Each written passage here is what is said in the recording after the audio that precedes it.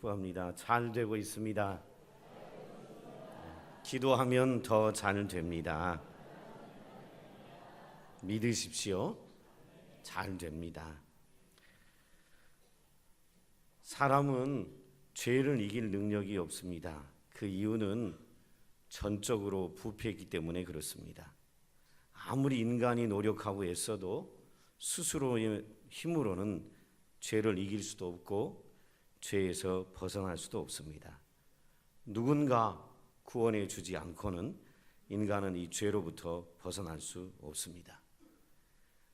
애굽에서 430년 동안 노예 생활하는 이스라엘 백성들도 스스로의 힘으로 노예 생활에서 벗어날 수가 없었습니다.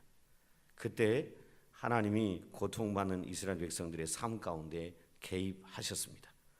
그리고 하나님께서 그들을 구원해 내려 하십니다. 애굽에 9가지 재앙을 내리셨습니다. 피, 개구리, 이, 파리, 돌림병, 종기, 우박, 메뚜기, 흑암. 이 9가지 재앙을 애굽 땅에 내려 애굽의 왕이 손을 들게 하시려고 했는데 애굽 왕 바로는 손을 들지 않습니다. 이스라엘 백성들을 내놓지 않습니다. 그래서 하나님께서 오늘 본문에 보시면 모세를 통하여 마지막 심판의 밤을 준비하라고 명하십니다.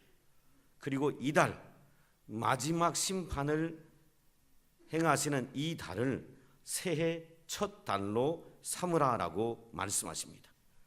왜 마지막 재앙을 베푸는 그날, 그 심판의 밤이 되는 그날, 그 달을 새해 첫 달로 삼으라고 하셨는가?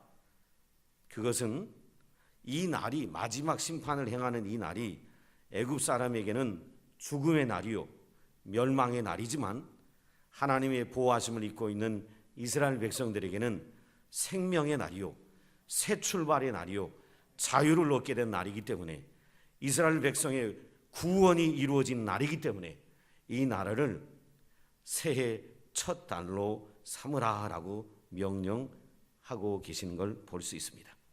우리가 쓰는 태양력으로 하면 지금 이 달은 이스라엘 달력으로는 아비벌이고, 우리 현재 태양력으로 하면 3월 중순입니다. 이스라엘은 새해 첫 달이 우리 태양력으로 하면 3월 중순이 첫 달이 되는 겁니다. 왜냐하면 그날이 이스라엘 백성이 노예에서 구원받은 날이기 때문에 그렇습니다. 새로운 이스라엘 역사의 시작의 달이기 때문에 이 달이 우리로는 3월 중순이지만 이스라엘 역사에 있어서는 그날이 새해 첫 달이 되게 하라고 모세에게 명령하셨습니다.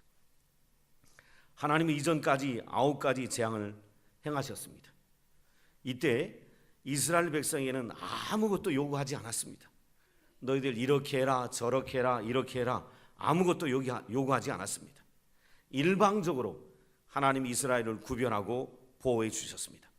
그런데 오늘 마지막 심판의 밤을 행하는 이날만은 하나님이 이스라엘 백성들에게 마지막 재앙을 준비하라고 명하십니다. 자, 어떤 준비를 하라고 했는지 한번 성경을 보시죠. 3절부터 봅니다. 너희는 이스라엘 온 회중에게 말하여 이르라. 이달 열흘에 너희 각자가 어린 양을 잡을지니 각 가족대로 그 식구를 위하여 어린 양을 취하라고 합니다. 여러분, 이 절기를 유월절이라고 하는데요, 이 마지막 재앙이 일어난 걸 이스라엘 백성들이 영원히 기억하여 지키는 절기가 됐는데 이 절기를 유월절이라고 합니다. 이 유월절 절기는 여러분 잘 보셔야 합니다. 3절에 각 가족대로 그 식구를 위하여 어린 양을 잡습니다. 잡고요, 5절에 잘 보시면 너희 어린 양은 흠 없고 1년 된 수컷으로 하되, 흠이 없어야 합니다. 하나님 앞에 드린 어린 양은 흠이 없어야 돼요. 1년 된 수컷으로 하고 양이나 염소 중에서 취하라. 그리고 이 어린 양을 잡아서 피가 흐르겠지요. 그러면 7절에 보시면 그 피를 양을 먹을 집 좌우 문설주와 인방에 바르라 라고 얘기합니다. 그러니까 우리가 어떤 집을 들어갈 때 대문 옆에 설주 인방이 쫙 있죠. 문 사방에 다 바르라 이 말입니다. 문 사방에 바르라. 그 다음 보시죠. 그 밤에 8절에 고기를 불에 구워 먹으라고 합니다. 날 것으로도 먹지 말고 삶지도 말고 불에 구워 먹으라고 합니다. 그리고 무교병과 쓴 나물을 아울러 먹으라고 말씀하십니다. 그리고 10절에 보시면 이 고기를 먹고 난 다음에 아침까지 남겨두지 말고 남은 것은 불사르라 라고 말씀하십니다. 그런데 이때 먹을 때에 이 모습이 어땠냐면 이렇게 먹으라고 합니다. 허리에 띠를 띠고 발에 신을 신고 손에 지팡이를 잡고 급히 먹으라. 이것이 여호와의 유월절이니라 라고 말씀하십니다. 마지막 재앙을 행하시는 심판의 밤이 이스라엘 역사에 유월절이라는 절기가 될 테인데 이 절기는 이렇게 행하라라고 준비하라고 가르치십니다. 근데 이거 하나하나가 깊은 의미가 있습니다. 여러분, 고대에는 문간을 가정에서 가장 성스러운 곳으로 특별히 여겼다고 합니다.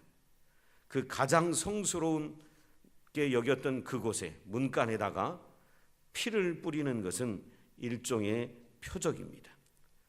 속죄의 행위를 의미하는 것입니다. 이 행위를 통해서 이스라엘 각 가정의 집이 제단처럼 정결하게 된다라는 것을 상징적으로 의미하는 것입니다. 그래서 모세의 지침대로 이스라엘 백성들은 양을 잡아 그 피를 문설주와 인방에 다 바른 것입니다. 바르면 하나님께서 그들의 죄를 넘어가시겠다라고 오늘 약속을 합니다. 그리고 어린 양을 준비해서 먹는 방법도 구체적으로 언급하셨는데 날것으로 먹지 말라는 겁니다. 여기 평안의 가족 여러분, 회 좋아하세요? 회는 어떻게 먹는 거죠? 날것으로. 오래 사시기를 원하거든 날것을 먹지 마시기를 주의 이름으로 축원합니다. 왜 아멘을 안 해요? 여러분 아셔야 돼. 날것은요 몸에 안 좋아요.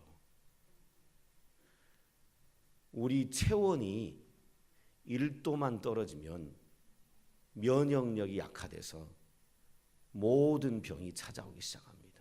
여러분, 암 환자들의 대부분의 체온은요, 체온이 낮습니다. 암이 왜 걸리냐면 체온이 낮아서 면역력이 떨어져서 오는 거예요. 날것 좋아하지 말아요. 오늘 6월절 절기를 준비하라고 하면서 하나님도 이 어린 양을 잡아 고기를 먹는데 뭐째 먹지 말라고요? 날것으로 먹지 마라 이거예요. 왜요? 몸이 안 좋아서. 그리고 날것 안에는 뭐가 섞여 있어요? 피가. 피는 생명인데 그 날것 먹지 말라는 거예요. 삶지도 마라. 그리고 구워 먹으라. 통으로 구워 먹으라는 거예요. 그래서 돼지 갈비가 맛있고 소 갈비가 맛있는 거예요. 그런데 우리처럼 갈비로 먹으라는 것도 아니에요. 이거는요. 통으로 구워 먹으라는 거예요. 왜 그랬냐면 이게 훗날 예수님께 다 적용이 돼요. 요한복음 19장 36절에 보면 예수님은 돌아가실 때 말이에요. 뼈가 하나도 꺾이지 않았어요. 온 몸으로 십자가에서 고통을 다 당하시며 죽임 당하셨지요. 머리가 꺾였다든가 팔이 꺾였다든가 다리가 꺾였다든가 그렇게 되지 않았어요. 성경에 그 뼈가 하나도 꺾이지 아니하니라. 온 몸으로 우리를 위하여 대속 제물이 되어 주셨지요. 이 어린 양조 통째에 구워 먹으라고 했던 것이 바로 그런 의미가 있는 것입니다. 훗날 예수님이 우리 위하여 온몸으로 희생 제물이 될 것을 예표하신 거였습니다. 또한 이 양을 잡아먹을 때에 무교병도 같이 먹으라고 합니다. 무교병은 부풀지 않은 빵입니다. 왜 부풀지 않는 빵을 먹으라고 했냐면 우리 교회 이 파리바게트의 사장도 계시지만 빵을 부풀리려면 뭐가 많이 필요하죠? 시간이죠. 시간. 부풀려서 구워서 나오는데 시간이 걸려요. 그런데 이 마지막 재난의 밤, 심판의 밤, 10번째 재앙, 장자를 죽이는 재앙이 오고 이스라엘 백성들이 나갈 때는 시간이 없어요. 급히 나가야 돼요. 급히 나가야 되니까 부풀지 않은 빵을 먹고 가라고 하는 것입니다. 그리고 쓴 나물을 먹으라고 합니다. 이 쓴 나물은 이스라엘 백성들이 400여 년 동안 노예로 고난당했던 것을 곱씹으며 되새기며 살아가라고 쓴 나물을 먹으라고 하십니다. 그리고 먹는데 준비하는 것도 허리에 띠를 띱니다. 저와 여러분이 아시죠? 중동 사람들은 옷이 어때요? 중동 사람들은 옷이 어떻습니까? 통입니다. 통. 이게 머리만 딱 집어넣으면 여기서부터 밑에까지 통이에요. 통. 우리처럼 이렇게 나눠져 있지 않아요. 통이니까 이렇게 통으로 된 옷을 입고 이렇게 빨리 가겠어요? 못 가니까 허리에다 뭘 띠라는 거예요? 띠를 띠라는 거예요. 여러분, 옷을 나눠 입은데도 전쟁터에 가는 병사들은 허리에다 뭘 차지요? 우리처럼 우리 전투복 입고 전쟁터에 가는 현대 군인들도 여러분 옷을 나눠 입었는데도 불구하고 허리에다 뭘 차요? 허리띠를 차요. 허리띠를 딱 조여매야 뛰기도 하고 달리기도 하고 피할 수도 있고 공격할 수도 있으니까. 그래서 허리에 띠를 띠고 신에 신을 신고 지팡이를 잡고 먹으라고 하는 것은 금방이라도 어디를 갈 것처럼 먹는 모습을 통해 출애굽은 지연되지 않고 급작스럽게 이루어질 것이라는 것을 가르쳐 주시게 하여 이런 모든 준비를 하고 6월절 절기를 지키라고 하십니다. 그런데 이런 모든 명령을 내리는 데는 하나님의 깊은 뜻이 있습니다. 그게 뭐냐면 보세요. 양을 잡아라. 오늘 심판의 밤이 오는데 심판에 오면 장자들을 다 죽일 것인데 너희들은 준비해라. 이게 6월절이다. 각 가족 수대로 양을 잡고 피가 나오면 피를 문 사방에 바르고 그리고 그것도 삶거나 날 것으로 먹지 말고 구워 먹고 그리고 쓴 나물과 같이 먹고 부풀지 않은 무교병으로 먹고 허리는 띠를 띠고 신발을 신고 지팡이를 들고 먹으라고 합니다. 이렇게 하라는 하나님의 명령에는 깊은 뜻이 있습니다. 그게 뭐냐면요, 죽음에서 구원받기 위해서는 공개적인 신앙의 고백이 필요함을 가르쳐 주는 것입니다. 애굽 사람들이 보면 같은 애굽 땅에 있는데 애굽 사람들이 이스라엘 사람들을 보면 이스라엘 사람들이 어느 날 밤에 하는 짓이 어떻게 보일까요? 이상하게 보이지요. 전부 집마다 양을 한 마리씩 잡고 가족 수대로 잡고 피를 막 집 문에다 대문에다 바르고 있고 그리고 맛도 없는 무교병 빵을 먹고 그 쓴 나물을 먹고 곧 어디 갈처럼 허리띠 졸라매고 신발 신고 지팡이를 들고 이렇게 하는 행동을 보면 애굽 사람들이 의아해할 행동이죠. 왜 저러지? 여러분, 이것은 저와 여러분에게 깊은 것을 가르쳐 줍니다. 죽음에서 구원에 이르기 위해서는 이스라엘 백성들에게도 오늘 우리에게도 공개적인 신앙의 고백이 필요함을 가르쳐 주는 것입니다. 여러분은 살아가시면서 내가 공개적으로 하나님께 택한 받은 백성이라는 이 사실을 공개적으로 여러분의 믿음을 고백하고 사시는지 잘 모르겠습니다. 이스라엘 백성들이 이렇게 이 하나님께서 명령하시고 이 명령에 따라 순종하게 만드신 이유는 그들에게 자신들의 신앙과 믿음을 사람들 앞에서 공개적으로 고백하게 만드신 것입니다. 저는 평안의 식구들에게도 도전합니다. 여러분이 예수 믿고 구원받은 백성임을 확실히 믿으신가요? 하나님의 자녀인 걸 믿으신가요? 그렇다면 저와 여러분이 공개해야 할 것이 있습니다. 뭡니까? 우리의 신앙을 공개적으로 고백하며 살아가야 합니다.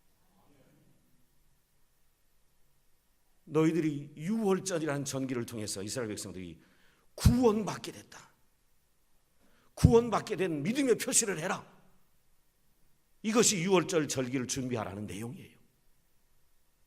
저와 여러분이 예수 믿고 구원받았다면 이 땅에 살아가는 주님 앞에 서는 그날까지 내가 어디에 있든지, 집에 있든 동네에 있든 직장에 있든 학교에 있든 어디에 있든지 저와 여러분은 내가 구원받은 하나님의 백성, 어린 양의 피로 구원받은 하나님의 백성이라는 신앙의 고백을 어디서나 하고 살아가야 합니다. 교회에서만 신앙 고백을 한다면, 예배하는 것만으로 신앙 고백을 한다면 우리의 신앙 고백은 온전한 신앙 고백이라고 할 수가 없습니다. 오늘 이 자리에 온 것 여러분 아주 잘하셨어요. 왜냐하면 올 들어 가장 추운 날 성경을 들고 이 자리에 왔다는 것, 이 자체가 신앙 고백입니다. 저는 염려했습니다. 사실 가장 춥다 보니까 믿음이 없는 많은 성도들은 추우니까 오늘은 쉬고 다음 주에 가지, 그리고 한 3분의 1쯤 안 오면 어떡하나 걱정했어요. 왜냐하면요, 사람들이 이성적이고 합리적이 되면 추우면 나중에 가지, 이런 생각들을 갖고 있거든요. 제 아들이 미국에서 잠깐 공부할 때, 지금 미국은 우리보다 더 춥습니다. 지금 미국은 눈이 이만큼씩 왔습니다. 지금 엄청나게 눈이 많이 와 있고, 그리고 날씨가 어마어마하게 춥습니다. 폭풍까지 불고 있는데, 몇 년 전에 우리 아들이 공부하고 있을 때 주일날 미국에 눈이 왔다는, 날이 추웠다는 그런 날이 뉴스에 나오면 제가 전화를 합니다. 주일날 가서 예배 드렸냐? 그랬더니 뭐라고 하는 줄 알아요? 아빠, 날이 춥다고 오늘은 교회가 문 닫고 예배 안 드린대. 오지 말라 그랬어. 미국 교회는 추우면 문 닫아버려요. 미국 교회는 눈 많이 오면 문 닫아버려. 이게 그냥 제가 지어낸 얘기가 아니에요. 그렇게 해서 우리 아들이 교회를 못 간 적이 몇 년 동안에 여러 번 있었어요. 그래서 저도 걱정했지요. 오늘 들어 제일 춥다는데 바람 하도 추워서 바늘로 얼굴을 콕콕 찌르는 것 같다는데, 사람들 표현이. 이거 교인이 한 3분의 1쯤 안 나오면 어떡하나. 담임 목사라 걱정했어요. 그래서 제가 특별히 어젯밤에 기도하고 오늘 아침에도 기도했는데, 하나님, 이 추운 날 사람들 마음이 약해져서 교회 안 올지 모르니까 하나님이 오늘 아침에 신방을 다 일일이 가셔가지고 다 신방에서 몰고 와주세요. 이렇게 기도했거든요. 그때 오늘 보니까 준 게 아니라 더 많이 온 것 같아요. 하나님이 신방을 너무 잘하신 것 같아요. 제 말을 듣고. 이게 신앙의 표현이지요. 비가 온다고 예배하러 안 오고, 눈이 온다고 예배하러 안 오고, 덥다고 예배하러 안 오고, 춥다고 예배하러 안 오고, 그러면 그 믿음이 뭔 믿음이냐 이 말이에요. 이스라엘 백성들에게 이 유월절 절기를 준비하라고 사람들에게 공개적으로 희한한 짓을 하게 하는 이유가 뭘까요? 너희들이 하나님의 약속을 믿고 믿음의 표현을 하라는 것이죠. 저와 여러분도 이 땅에 살아가는 날 동안에 오늘 예배한 건 너무 잘하셨지만 이것만이 아니고 우리 삶 속에서 내가 구원받은 하나님의 백성이라는 믿음의 표시를 하고 살아가야 됨을 절대로 잊지 않는 성도들 되시기를 주의 이름으로 축원합니다. 공개적으로 내가 믿음의 사람이라는 것, 그리스도인이라는 걸 숨기고 산다면 여러분, 이것은 신앙이 아닙니다. 신앙이 아니에요. 여러분 만약에 생각해 봐요. 여러분 직업이 특별한 직업이 아닌데 여러분 자녀들이 세상에 나가서 너희 아버지 뭐 하시니? 이렇게 물어봤을 때 여러분 자녀가 우리 아버지의 직업을 떳떳하게 얘기를 못한다면 부모 입장에서 그 자녀를 볼 때 그 자녀가 사랑스러울까요? 사랑스럽지 않을까요?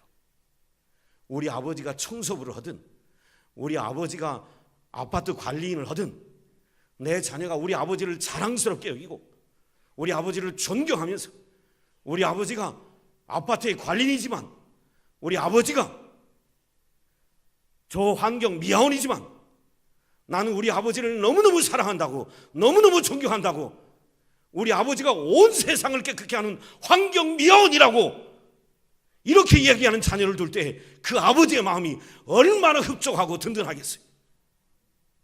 근데 오늘 우리가 믿는 하나님은 환경 미아원이 아닙니다. 아파트 관리인이 아니에요. 온 우주 만물을 창조하시고 나를 구원하시고 역사를 주관하시는 전능하신 하나님이요 왕 중의 왕이요 신주의 신이십니다. 그분을 믿음의 표현을 못한다면 그분을 세상에 나가서 드러내지 못한다면 그분을 숨기고 산다면 하나님이 얼마나 섭섭하시겠어요. 너무너무 섭섭하지요. 너를 이 땅에 태어나게 했고 너를 구원했는데 직장에 가서 예수 안 믿는 척, 사업하면서 예수 안 믿는 척, 학교 가서 예수 안 믿는 척, 그리고 주일날만 성경 들고 교회 온다면 그것이 믿음일까? 믿음을 표현했다가는 손해볼 것 같기도 하고 피해를 입을 것 같기도 하고 그러니까 그걸 감추려고 한다면 그것이 믿음일까? 정말 구원받은 감격이 있는 것인가? 우리는 생각해 보아야 합니다. 6월절을 이렇게 아주 구체적으로 지키라고 하신 이유는 약속의 말씀을 믿고 순종하여 믿음을 표현하라는 하나님의 뜻인 것입니다. 저와 여러분도 구원받은 믿음으로 구원받은 그 은혜를 그 신앙을 예배뿐만 아니라 예배당을 떠난 그 삶 속에서도 믿음을 드러내고 표현하며 살아가는 저와 여러분의 삶이 되시기를 주의 이름으로 축원합니다. 그런 분들 하나님이 매우 기뻐하실 것입니다. 하나님이 6월절 절기를 이렇게 지키라고 한 다음에 하나님이요 그날 밤에 애굽을 방문하십니다. 그날의 죽음의 사자가 애굽 땅을 방문합니다. 그런데요 이 죽음의 사자는 하나님이십니다.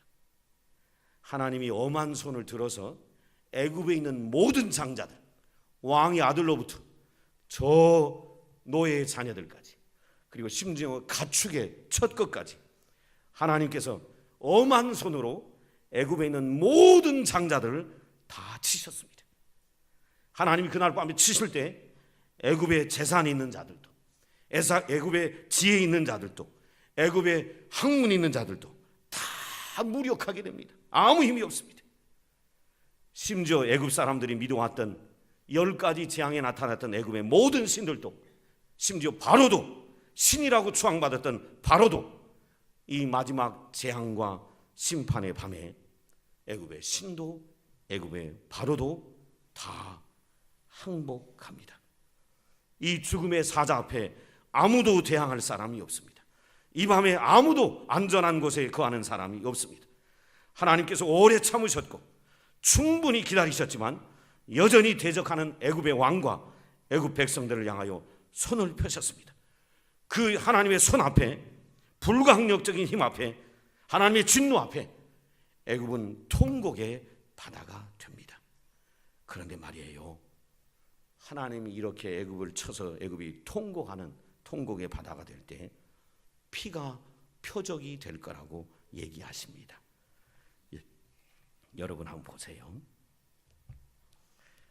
13절 한번 보세요. 13절을 보시면 내가 애굽 땅을 칠 때에 그 피가 너희가 사는 집에 있어서 너희를 위하여 표적이 될지라.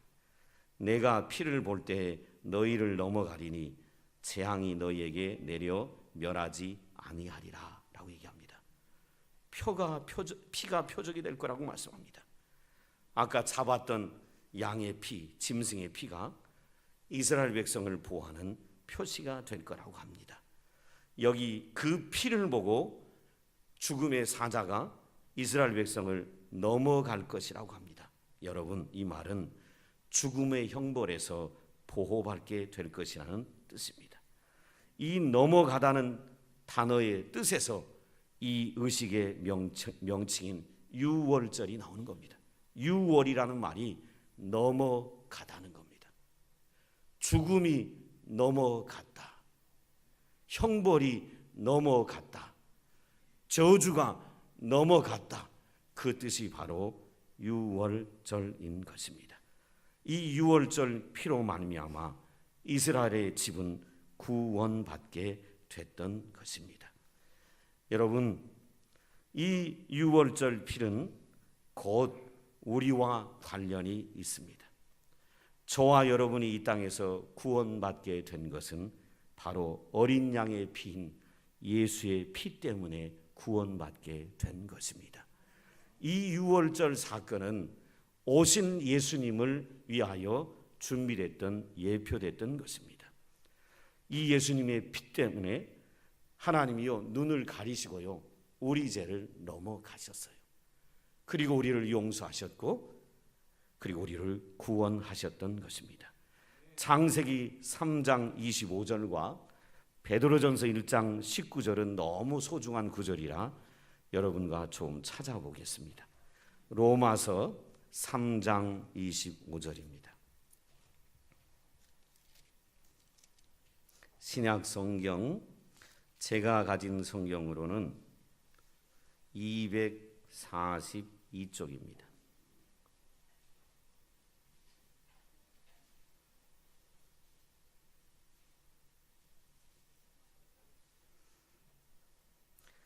로마서 3장 25절 같이 읽죠.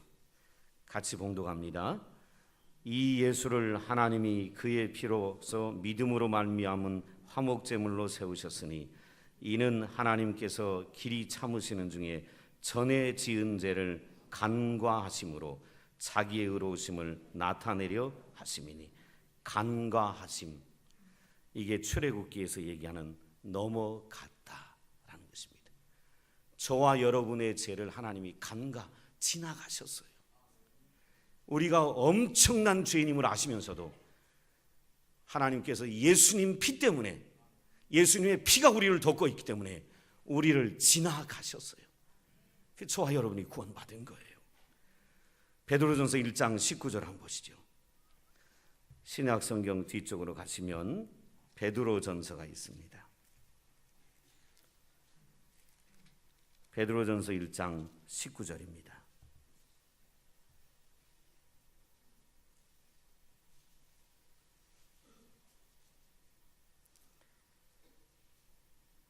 같이 읽습니다. 오직 흠 없고 점 없는 어린 양 같은 그리스도의 보배로운 피로 된 것이니. 아멘. 저와 여러분이 구원받은 것이요 구약의 유월절 양이었던 흠 없고 점 없던 그 어린 양 같은 예수님의 보배로운 피 때문에 저와 여러분이 구원받게 됐다라고 베드로 사도는 고백하고 있는 것을 볼 수 있습니다. 여러분, 이 예수님의 피가 없었다면 저와 여러분은 구원받을 수 없었습니다.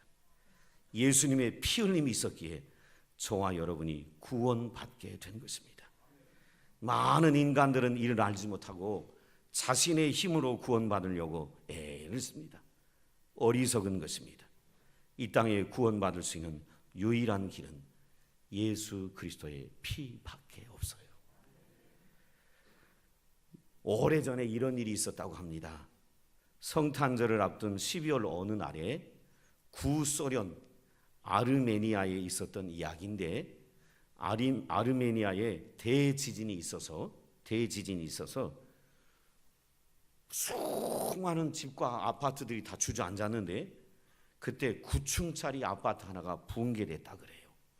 근데 아파트 붕괴된 그 잔해 안에 어머니 이름은 스잔나고 아이 이름은 가이아나라는 아이가 엄마와 아이가 부둥켜 안고 아파트 9층짜리가 무너져 내린 잔해 아래 있었습니다.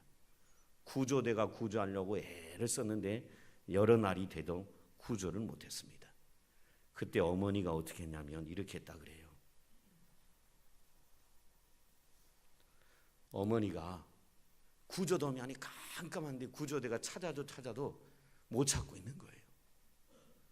근데 여러분 살아가면서 여러 가지가 필요하지만 사람이 제일 힘든 게 뭐지요? 목마르면 힘들잖아요. 그러니까 엄마가 이렇게 했다 그래요.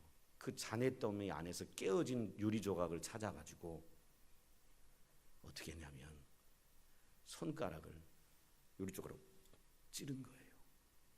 그리고 아기에게 이 손가락을 말렸어요. 물도 없고 마실 것도 없으니까. 근데 물을 못 먹으면 죽으니까 어머니가 유리 조각으로 손가락을 찔러서 손가락에 나오는 피를 아이에게 먹여준 거예요. 날이 갈 때마다 또 하나를 찍어서 먹이고 또 한 손가락을 찍어서 먹이고 또 한 손가락을 찍이고 먹이고 또 한 손가락을 피를 내가지고 먹이고 온 손가락을 아이에게 다 빨렸다 그래요. 수날이 지나서 구조가 됐는데요. 엄마는 거의 기진맥진해서 의식이 없는 상태에서 발견되고 애는 엄마 앞에 엄마 품에 안겨 있는데 구조대원이 보니까 엄마의 10손가락이 피로 물들어 있는 거예요. 이 기사가 나온 이후에 그 나라와 유럽에 큰 감동이 일었다 그래요. 엄마가 피를 흘려 아이를 살린 거예요. 여러분, 예수님이 2000년 전에 저와 여러분을 위하여 온 몸의 피를 다 흘리셨습니다. 그리고 그 피로 인하여 저와 여러분이 저주와 전망과 죽음과 형벌에서 구원에 이르게 됐습니다. 하나님과 화목하게 됐어요. 이 은혜가 얼마나 큰지 모릅니다. 그러기에 하나님은 이스라엘 백성들에게 이 날이 이스라엘 백성들이 새롭게 태어난 날이기에 이 날을 첫 달로 삼으라 라고 말씀하신 것입니다. 그와 똑같이 저와 여러분이 구원받은 그날이 우리 삶의 새로운 삶이 시작된 날입니다. 6월절이 이스라엘 역사의 삶의 중심이듯이 저와 여러분의 삶의 중심이 구원이 되어야 합니다. 구원받은 것이 감격스럽고 구원받은 것이 기쁘고 구원을 생각할 때마다 하나님의 은혜가 너무 크고 내가 받은 이 구원의 은혜를 다른 사람도 누리도록 도와주려고 우리 장로님이 기도했던 것처럼 복음의 통로가 되어 살아가는 삶, 복음 전하며 살아가는 삶, 구원이 나의 삶의 중심이 되도록 하는 평안의 식구들의 신앙의 삶이 되시기를 주의 이름으로 축원을 드립니다. 기도하겠습니다. 아버지 하나님, 어린 양의 피인 예수님의 피로 말미암아 구원받게 해주시고 하나님과 화목되게 도와주시고 영원한 저주와 심판에서 구원받게 해주신 하나님을 찬양합니다. 그 찬양을 날마다 하나님을 기억하며 찬양하며 감사하며 전하며 살아가는 우리의 삶이 되어지도록 도와주옵소서. 그리하실 하나님을 기대하며 예수님의 이름으로 기도드리옵나이다. 아멘.